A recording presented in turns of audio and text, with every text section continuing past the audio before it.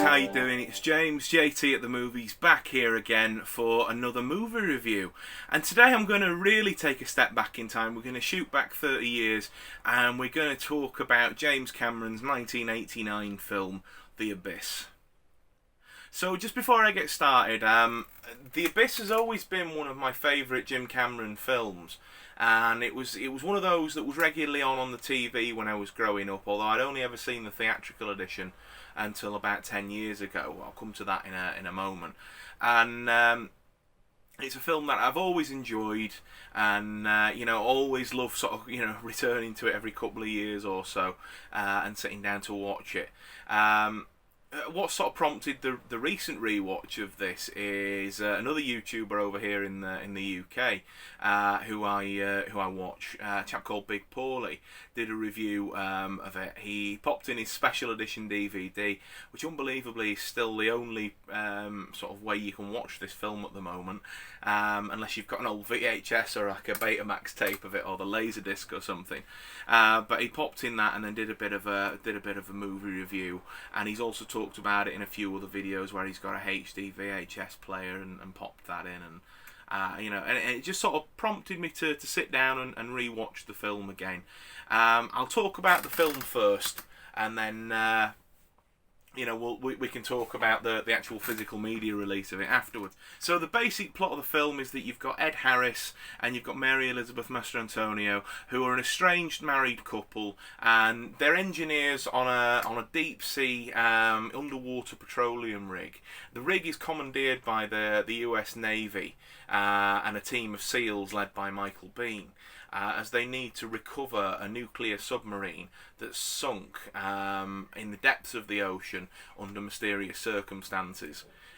This film came out obviously towards the end of the sort of the Cold War and the tensions between the USA and Russia. And that sort of plays a bit of a part in the film. The Americans believe that it might be Russian interference, or they're worried at least that the Russians might be able to come and get the nuclear warheads. So as I say, the US Navy, they commandeer the oil rig underwater station, and they send Michael Biehn's team down to go and try and retrieve the submarine. So of course there's all the things down in the depths, down in the abyss, if you like, and the sort of special edition, which is the edition that I'm talking about here, is almost 3 hours long. It's a really, really long film, and for the first sort of 2 hours of the film, it's really just the story of the team on the oil rig. You've got Ed Harris, you've got Mary Elizabeth Mastrantonio, and the rest of that team there, and then you've got Michael Biehn and his SEALs, and it's them guys at each other's throats, and just been really like chalk and cheese. And it's only sort of within the last hour of the film that the fact that there's aliens at the bottom of the ocean is really introduced into the film.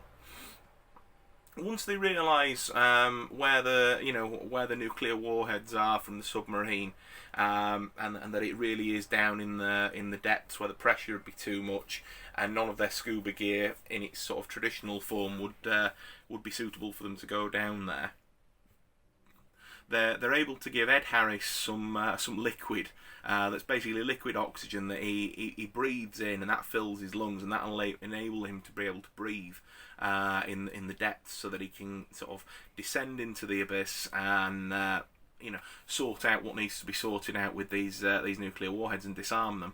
And it's there when he's down there, obviously, that he then interacts with the aliens.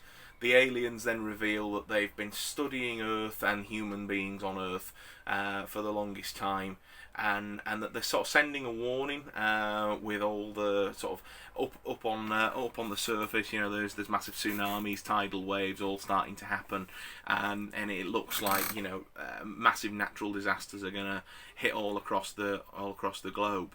And it's revealed that they're about to do that, but actually that then there's a bit of a saving grace between effectively a text message between Ed Harris's character and his wife's character, where they sort of reconcile, because they're forever at odds in the film. In fact, there's a point in the film where she almost dies from drowning, where they have to swim outside in the water from one section of the rig to the other, because they can't obviously get through internally, sort of thing, and he has to revive her, and it's really, really powerful stuff. And they've observed all this and decided that actually maybe there is some good to human beings, and then Ed Harris ascends back up with the aliens and sort of delivers the message of peace. And yes, the story's a little bit cheesy in places, yes, it feels a little bit dated, but I still love this film. It's a really great little sci-fi flick. And it's one that I've sort of been doing a bit of research into in regards to when we might actually see a better physical release of this, because the DVD that's out at the moment, my copy's downstairs. Like I say, I watched it not too long since and got a decent copy, a decent TV downstairs now, and wanted to watch it down there. The DVD is in the 4:3 aspect ratio. And so when you're watching it on a modern HD TV, it's like a little box in the middle of the screen. And not only that, the picture quality is dire. Absolutely dire. Like some of the conversation scenes where you've got people that are about as close to the camera as I am, and there might be somebody else here and somebody else there, sort of thing. They're just about passable. But then when you start doing the scenes with the special effects and stuff, and bearing in mind, this film was one of the films that allowed James Cameron to sort of do a test drive for the sort of the liquid CGI effect that he wanted to use in the next Terminator film, which obviously is absolutely superb both in this and in T2. It just doesn't hold up, and it's ridiculous that there's not been even a Blu Ray release of it, let alone a 4K at this point in 2020. James Cameron regularly gets asked about it in interviews. He's talked about it on Ask Me Anything forums on Reddit. He's been interviewed about it in the likes of Total Film and Empire and other interviews that he's given. Even Ryan Reynolds and Ryan Johnson have called him out on Twitter about it, and he's jokingly said, "I'll get to it." There's a film colorist, chap called Skip Kimball, who's on Instagram, and I think about 18 months ago, maybe 2 years ago at this point, he popped a video on his Instagram, an image of him working on like the color grading for the film for a Blu Ray release.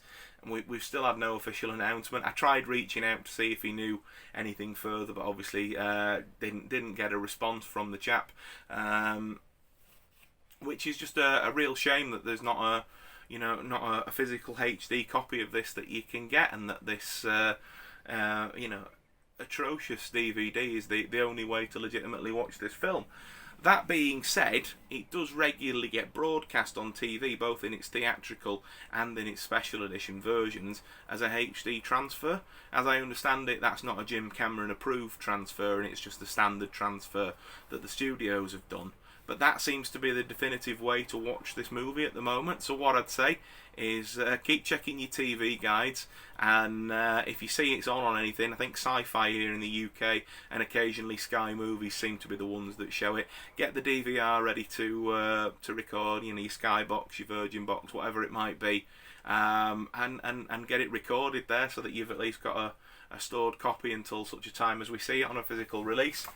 I don't know whether this film will see a physical release or not now that Fox has been bought out by Disney and we've got the fantastic Disney Plus service. I've not got it myself, but my sister, who lives with me and Laura, has got the service, and we've had a look through it, and there's pretty much everything that you could think of on there. Perhaps we'll see it released on there one day. Either way, it really does need that HD treatment, and to be readily available for the fans that love the film so much. So I think I've talked enough there about the shortcomings of the physical releases of this film. Like I say, the film itself is a great little sci-fi film with a stellar cast.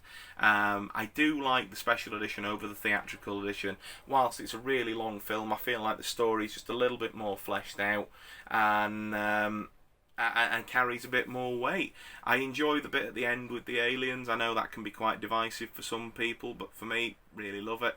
Absolutely great stuff. And I would give the film a solid 7.5 out of 10.